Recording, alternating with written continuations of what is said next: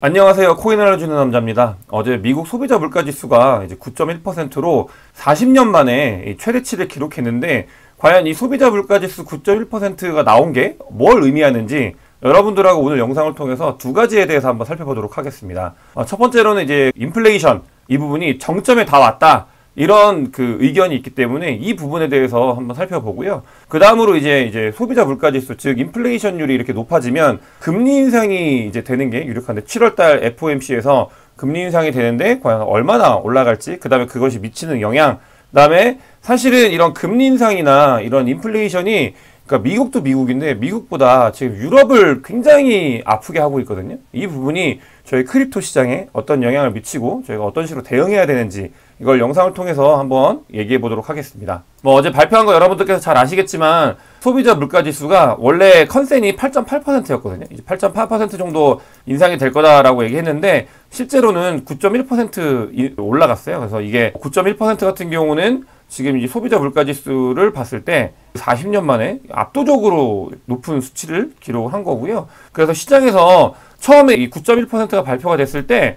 엄청 이제 놀라가지고 패닉셀이 나왔습니다. 비트코인 같은 경우도 이 소비자 물가지수가 발표가 됐을 때 급락했다가 그 뒤에 밤새 이제 회복을 하게 됐죠. 이 부분이 어떻게 회복을 하게 됐는지, 왜 회복을 하게 됐는지 한번 살펴보도록 할 건데, 이렇게 다시 회복을 한 거는 인플레이션이 정점이다, 다 왔다라고 이제 보기 때문에 지금 컨센을 잃어가지고 소비자 물가지수 발표하기 전으로 돌아왔는데 한번 살펴보겠습니다. 지금 보면은 이제 소비자 물가지수의 구체적인 부분을 좀 살펴봐야 되는데요. 이 소비자 물가지수는 6월달 소비자 물가지수는 지금 그렇게 7월이기 때문에 한 달 전에 이제 물가지수를 살펴보는 건데, 가장 크게 나왔던 부분이 에너지 부분이에요. 늘 에너지가 문제였는데, 그러니까 가솔린 부분이 높이 올라와가지고 이제 10% 상승을 했는데, 이 부분이 가장 큰 이슈가 됐던 겁니다. 그렇기 때문에 지금 결국은 이거는 이제 오일 가격과 이제 연동이 많이 되어 있는데, 7월달 같은 경우는 보시면은 이 6월달에 피크를 찍는 이 부분을 지나가지고 7월달 같은 경우는 지금 100불 밑으로 떨어지고 있어요. 그러니까 100불 밑에서 이제 놀고 있기 때문에 이 부분이 이제 7월달 소비자 물가지수나 물가지수가 피크를 찍었다라고 사람들이 컨센을 가지게 된 것 같아요. 그러다 보니까 물가지수는 이거보단 더 올라가지 않을 거다, 이제 인플레이션율이 최대점을 찍었다라고 보기 때문에 패닉셀이 나왔다가 다시 이제 안도의 원상복귀가 있었던 거라고. 그렇기 때문에 여러분들께서도 이제 인플레이션율 같은 경우는 정점이 아닐까, 이런 걸 생각을 해봐야 되고요. 실제로 워싱턴에서도 그러니까 이번 인플레이션율이 발표되기 전에 높을 거다라고 예상을 하면서, 다만 이건 지나간 인플레이션이다, 그러니까 그 말은 뭐냐면 이제 유가가 안정이 되고 있기 때문에 이 부분이 이제 다음 7월달 인플레이션에서는 반영이 될 거다라고 얘기를 했고, 유가가 다시 이렇게 반등을 하지 않는 이상 저희 같은 경우도 이제 인플레이션율은 피크를 찍은 게 아닌가, 이렇게 한번 바라보는 것도 나쁘지 않은 것 같습니다. 근데 이제 이런 인플레이션율 같은 경우도 문제가 되는 게, 이게 금리 인상의 단초가 되기 때문에 문제가 되잖아요. 그래서 실제로 CPI가 올라가면 올라갈수록 0.75, 75bp를 0.75%, 75bp를 지난번에 인상을 했는데, 7월 달에 또 FOMC가 있거든요. 이제 금리 인상에 대한 FOMC가 있는데, 이게 이 CPI가 9%가 넘게 나오면서 실제로 어제 캐나다에서는 100bp, 그러니까 1%를 한 번에 금리 인상을 했거든요. 그러면서 지금 이제 9%가 나왔을 때 시장에서 예상하는, 바라보고 있는 금리 인상이 얼마나 될 거냐, 이런 것들을 봤을 때 CPI가 처음 나왔을 때만 해도 그게 엄청 올라가지고 41.6%가 100bp를 인상할 거다. 이 75bp보다 훨씬 더 큰 거죠. 한 번에 1%를 올릴 거다라고 예상을 한 게 41.6%였는데, 오늘 아침에 얼만큼 인상할 건지에 대한 자료를 살펴봤을 때 76%, 그러니까 시장의 컨센이 거의 대부분 이제 100bp를 인상할 거다라고 보고 있어요. 사실 실제로 100bp를 인상할지는 모르겠지만, 시장이 100bp를 인상할 거다라고 바라보면서 자산 시장이 미국 주식도 그렇고 비트코인도 그렇고 다 돌아가고 있기 때문에, 여러분들께서 75bp보다도 더 큰 이제 금리 인상이 있을 수 있다라는 거에 대해서 인지를 하고 저희가 투자를 해야 됩니다. 실제로 되게 되면은 시장에 한번 쇼크가 올 거기 때문에, 선반영이든 실제로 발표됐을 때는 쇼크가 올 거기 때문에, 저희 같은 경우는 기간 조정, 하반기에 기간 조정이 분명히 있다고 했잖아요. 이 기간 조정이 있을 때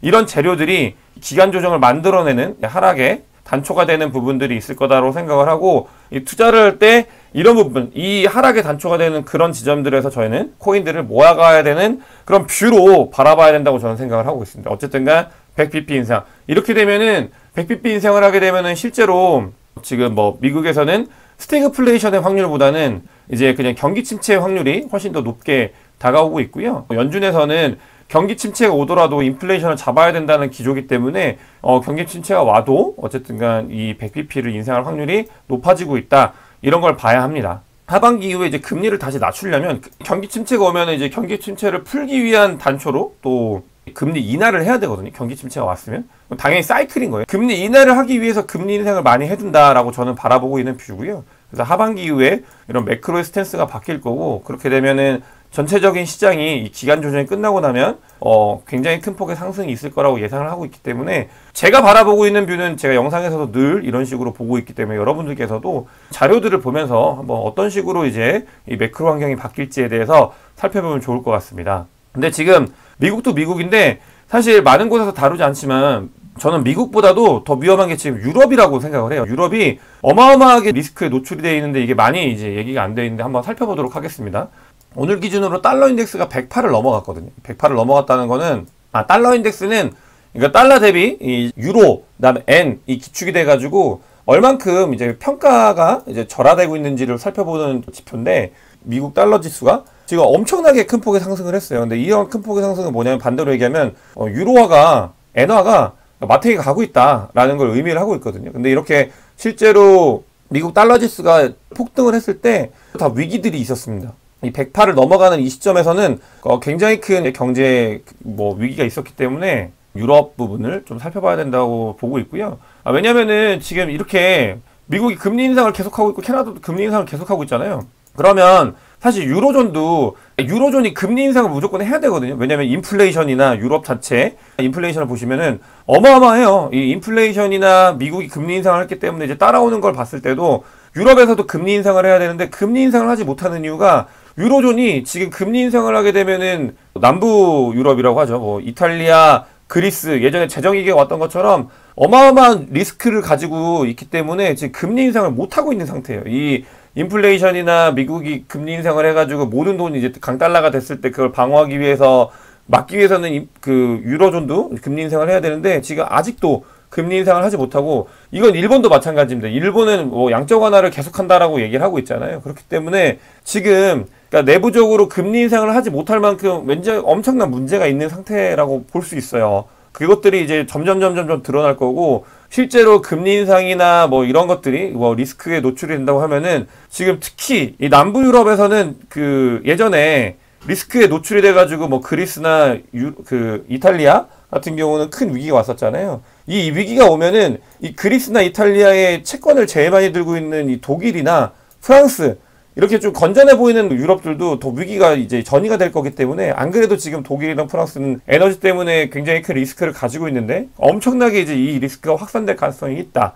근데 이게 이번 하반기에 노출될 가능성이 있습니다. 그렇기 때문에 하반기에는 우리가 가지고 있는 스탠스가 기간 조정의 기간이 이제 있을 건데, 여기에 이제 그 미국의 경기 침체, 그다음에 금리 인상, 그다음에 유럽의 이제 재정 위기, 이런 것들이 다 더해져 가지고 지금 하반기에는 이 기간 조정을 할 수 있는 여러 재료들이 이제 준비가 되고 있다. 그렇기 때문에 저희는 이런 기간 조정 기간에 조정 하단 쪽에서 매수를 하는 게 굉장히 저희한테 유리하잖아요. 이런 것들이 실질적으로 노출이 될 때 조금씩 모아갈 수 있는 기회로, 저희는 반전의 기회로 살펴가지고, 요게 이제 끝나고 나면은 경기 침체가 오면 이제 다시 뭔가 매크로 스탠스도 바뀔 거고, 그다음에 비트코인의 방향성도 바뀔 거고, 그렇게 되면 이제 상승이 일어날 거기 때문에 그런 준비하는 기간을 저희가 하반기에 가져야 된다라는 거를 이번 영상을 통해서 이런 매크로 지표를 보면서 더 확인할 수 있었습니다. 그렇기 때문에 저희는 이제 준비의 기간을 가져야 되는 시점이 오고 있다 라고 봐주시면 좋을 것 같다. 오늘 영상 마치도록 하겠습니다.